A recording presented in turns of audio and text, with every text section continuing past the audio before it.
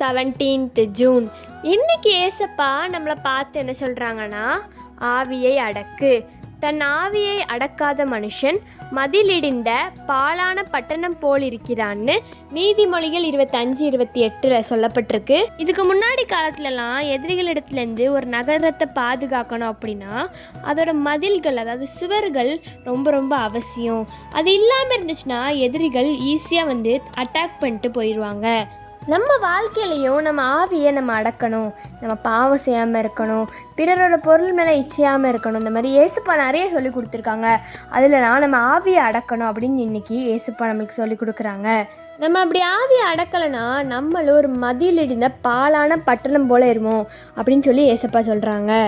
நம்மக்கிட்ட இருக்க கோபம், ஆசை, உணர்ச்சிகள் இதெல்லாம் கட்டுப்படுத்த முடியாமல் நம்ம வாழ்க்கையை பாழாக்கி கொள்கிறோம். சுய கட்டுப்பாடு அப்படிங்கிறது ஸ்பிரிச்சுவல் லைஃப்பில் ரொம்ப முக்கியம். இனிமேல் அப்படி இருப்போம். ஜெபம். அன்புள்ள தகப்பனே, இந்த நாளை காண செய்த கிருபைக்கு நன்றி அப்பா. அப்பா, எங்கள் ஆவியை நாங்கள் அடக்க எங்களுக்கு எந்தவித ஆசை, பாவம் எதுவும் எங்கள் மனசில் தோணாமல் இருக்குது. நீங்கள் எங்களுக்கு உதவி செய்யுங்க ஏசப்பா. நாங்கள் மதிலிருந்த பாலான பட்டணம் போலாமல் இல்லாமல் இருக்க நீங்கள் உதவி செய்யுங்க. இயேசுவின் மூலம் ஜெபிக்கிறோம் நல்ல பிதாவே, ஆமேன். By truth of Melchi, have a positive day.